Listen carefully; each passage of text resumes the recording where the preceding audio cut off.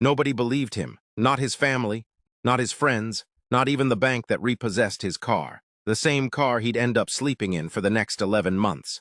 This is the story of a man who lost everything and then built an empire out of nothing but a laptop, a library card, and a refusal to quit.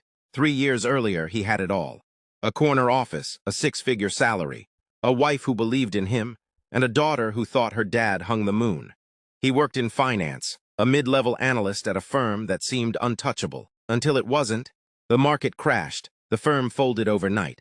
500 people lost their jobs in a single email. He was one of them. He told himself it was temporary. A rough patch. He had savings. He had a resume. He had connections. Surely someone would hire him within a month. A month became 3. 3 became 8. Interview after interview ended in silence. We went with another candidate. The position's been filled. We'll keep your resume on file. The savings ran out first, then the car payment, then the mortgage. His wife, exhausted and scared, took their daughter and moved in with her sister 2 states away. She didn't leave out of cruelty. She left because she couldn't watch the man she loved disappear a little more each day. He didn't blame her. He just went quiet.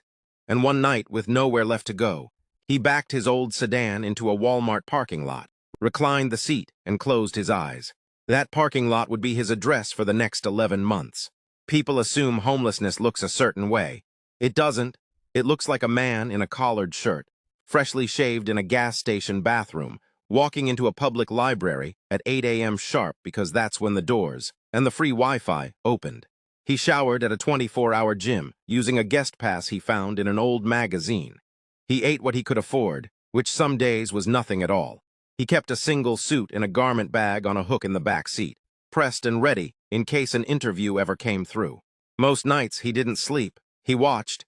He read on a secondhand laptop charged at a coffee shop outlet. He studied the only thing he had left, the market that had taken his career, and in a way his family too. Not to gamble, not to chase a lucky break. He studied it the way a boxer studies the fighter who knocked him out. Obsessively, personally, he wanted to understand exactly how the thing that broke him actually worked. Down to the mechanics other people were too busy, too comfortable, or too scared to learn. He read filings until his eyes burned. He tracked patterns in companies nobody else was watching. Small, overlooked, unglamorous businesses that quietly made money while everyone chased headlines. He wrote everything down in a single, battered notebook, page after page, night after night, in the dim glow of a parking lot streetlight. He didn't have thousands to invest. He had $412. Everything he had left in the world. Most people would have used it for gas, for food, for one more month of survival. He used it to buy shares in a company nobody was talking about, a logistics company that had been quietly restructuring while its stock sat forgotten, ignored by an industry obsessed with flashier names. It wasn't a guess. It was 11 months of research compressed into one decision. 6 weeks later, that company was acquired. The stock jumped 60% overnight. $412 became something real. Not life-changing yet, but real. For the first time in almost a year, he had proof that his mind still worked, that his instincts hadn't died with his career, that he wasn't finished. He didn't celebrate. He reinvested every cent. What followed wasn't luck. It was repetition. Small, disciplined, unglamorous decisions, made over and over, the same way he'd studied in that parking lot night after night.